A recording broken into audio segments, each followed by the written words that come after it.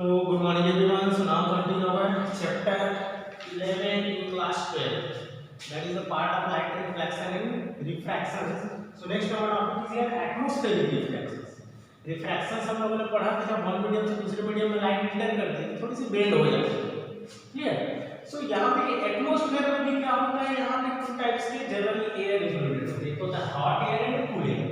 Generally आप लोग social science में पढ़ते होंगे कि एयर्स जो होते हैं वहाँ पे उनके टेम्परेचर के अकॉर्डिंग वहाँ पे नेचर ड्यूअल नेचर होते हैं, तो hot air and cool air. So hot air का नेचर लाइटर होता है, मतलब हम इसको मीडियम 1 मान सकते हैं और कूल एयर को डेंसर मीडियम 2। सपोज मैं यहाँ पे क्लियर हूँ, यदि हम मान लेते हैं ये क्या है, हॉट एयर है, वहीं इस जगह पे थोड़ा सा डेंसर है, ये क्या है यहाँ पे कूल एयर है। अब देखिए एक की डेंसिटी कम है, इसकी डेंसिटी ज्यादा है, तो आपको पता है लाइट होती है जैसे कि स्टार्स, मैं एग्जांपल से यहाँ पे दिया व्हाइट स्टार्स आर ट्विंकलिंग, तो ये आंसर आपको लिखना है due to atmospheric refraction. Atmospheric refraction का मतलब ट्विंकल होते हैं, एक्चुअल में उसमें लाइट और डिसेल्फ होती है, स्टार्स मतलब डिसेल्फ लाइट। अब सपोज यहाँ से लाइट आ रही है एक स्टार, अब ये एक मीडियम, अब इसमें से हार्ड से किस में एंटर करती है, कूल में करती है, डेड हो जाती है। डेड होने के बाद ये थोड़ा सा इसको ले सकते हो, सपोज आपका हाथ दिखाई नहीं जाना पड़ेगा, ठीक। अब देखिए एक मीडियम से बेंड हो गई, दूसरे स्टार से तो है, तो वो क्या करता है उसका भी लाइट आएगा, वो भी काम बेंड होगा इस तरह से।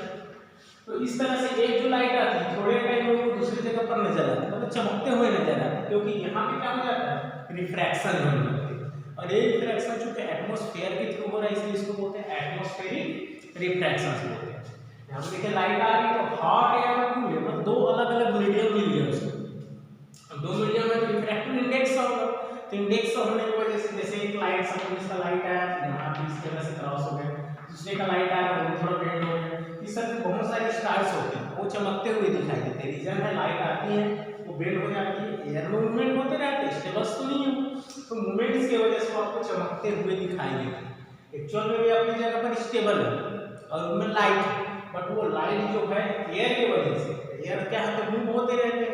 तो टू टाइप्स के एयर, हॉट एयर जो होंगे लाइटर होंगे या इसको हम रेयर बोल सकते हैं, और कूल एयर जो क्या होते हैं डेंसर होते हैं, वाटर कंडेंस की वजह से डेंसर होते हैं। सो जब यहाँ पे रेयर मीडियम से डेंसर मीडियम में एंटर करती है तो बेंड होती है, उसी तरह से इसमें डिफरेंस की वजह से मूव होते रहते हैं, इस वजह से आपको स्टार्स ट्विंकलिंग करके नजर आता है। ये था फर्स्ट रीजन।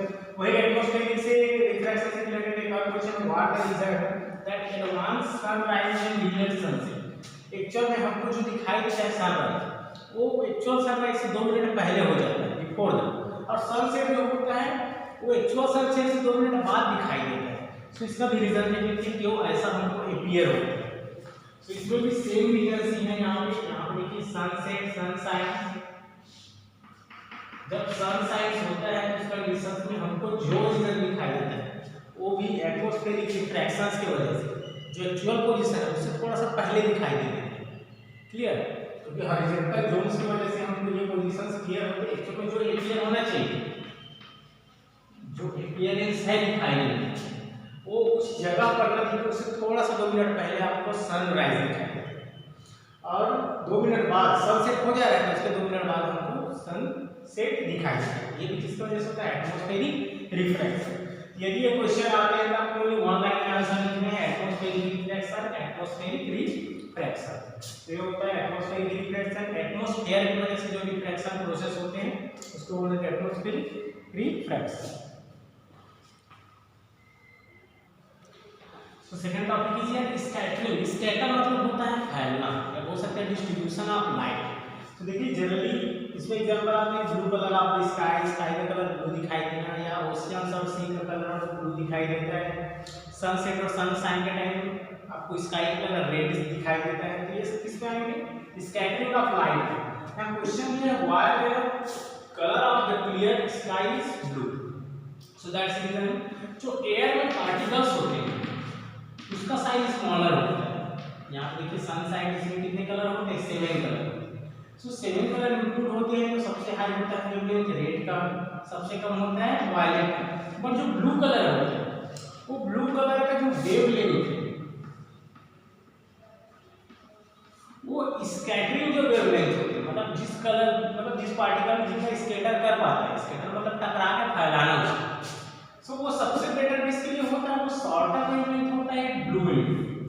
ब्लू कलर जहाँ पे होता है उसी कलर पे इसका एंड जो है प्रॉपर होता है और हाई होता है रेड कलर।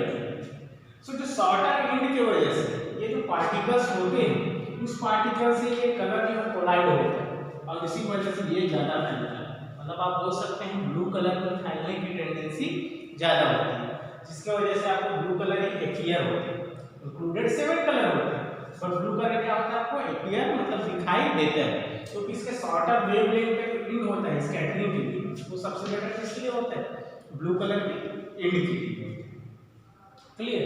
वही हम बात करें, इसमें टॉपिक्स दिया था कि सन से सन साइन के टाइम रेड दिखाई देता है, तो मैंने बताया था लॉन्गर वेवलेंथ की वजह से, क्योंकि उस टाइम पे क्या होते हैं जनरली लॉन्गर वेवलेंथ की वजह से रेड कलर आपको दिखाई देता है, जिससे सन के आसपास के जो एरिया है वो क्या होता है, रेड दिखाई देता है। क्लियर। और वही बात करें हम सिग्नल के रूप में भी रेड का ही यूज करते हैं because that is the least scattering, सबसे कम फैलाव रेड कलर में। अब देखिए ब्लू कलर का आप यूज करोगे सिग्नल के रूप में तो ऑलरेडी क्या है, स्कैटर हो जाएगा, फैल जाएगा, जिसकी वजह से वो फोग या फोम में दिखाई नहीं देती। बट रेड कलर जो कम फैलता है इसलिए सिग्नल के रूप में इसका यूज करते हैं ताकि वो प्रॉपर आपको जाए और वहां तक दिखाई दे, दिखाया जाएगा तो चीजें हमको दिखाई नहीं देती। ये टॉपिक है स्कैटरिंग ऑफ लाइट से रिलेटेड। देखते हैं इसमें Tyndall effect. So next is here scattering से रिलेटेड है टिंडल इफेक्ट। जब किसी लाइट को हम किसी होमोजेनस सॉल्यूशन से पास कराते हैं, और होमोजेनस सॉल्यूशन है तो स्मोक भी हो सकता है, तो कॉपर के या सॉल्यूशन से ले सकते हैं। चलिए सॉल्यूशन से ले लेते हैं। अब इसमें क्या है, सॉल्यूशन में कुछ पार्टिकल्स कोलाइडर्स है, कोलाइडर सॉल्यूशन। जब आप इसमें लाइट को पास कराते हैं तो ये क्या करता है, इसके पार्टिकल से टकराता है और क्या हो जाता है, स्कैटर हो जाता है, फैल जाता है। क्या हो यहाँ पे scattering. When light beam collided to the particles of solute, so that it will be scattered. Way scattered होने लगते हैं, फैलने लगते हैं। यहाँ पे क्या है, स्कैटरिंग हो रहा है। ये जो इफेक्ट है, इस इफेक्ट को बोलते हैं टिंडल इफेक्ट। टिंडल नाम के जो साइंटिस्ट उन्होंने इसको पहले ऑब्जर्व किया था। क्लियर। तो किसी सॉल्यूशन में से लाइट को पास कराते हैं तो वे क्या करता है, लाइट में स्कैटर हो जाता है, सीधा ना निकल के स्कैटर हो जाता है, फैल जाता है। ये इफेक्ट क्या कहते हैं, टिंडल इफेक्ट कहते हैं। क्लियर। चलिए देखते हैं question. Second question here that why planet do not twinkle. जैसे भी पता है स्टार्स में ट्विंकलिंग होता है बट प्लैनेट्स भी तो है उसमें ट्विंकलिंग नहीं होती। तो पहला था थिंक ये मानिए star have self energy, stars के पास सिर्फ लाइट एनर्जी होती है बट प्लैनेट में ऐसा नहीं होता। यदि कुछ में है वहाँ पे कुछ प्रेजेंस है वो भी लाइट के फॉर्म में नहीं है, कुछ अदर फॉर्म में, ये एक रीजन लिख सकते हैं। सेकंड है कि इनका साइज लार्जर होता है, मतलब जैसे कि यहाँ पे अर्थ और स्टार्स क्या है बहुत ज्यादा डिस्टेंस में और साइज भी स्मॉल है, जिसकी वजह से क्या होता है इसमें से लाइट आती है तो क्या होता है इसमें एटमॉस्फेरिक रिफ्रैक्शन। बट जो प्लैनेट होते हैं क्लोज है और कंपेयर टू इसमें क्या है, लार्जर है। तो लार्जर होने की वजह से इसमें यदि कोलाइड होकर लाइट आती भी है तो वह लाइट क्या होती है, क्लोज होने की वजह से आपको डायरेक्टली अपीयर होता है वहां पे और वह टिंकलिंग होते नजर नहीं आती। ये था इसका रीजन।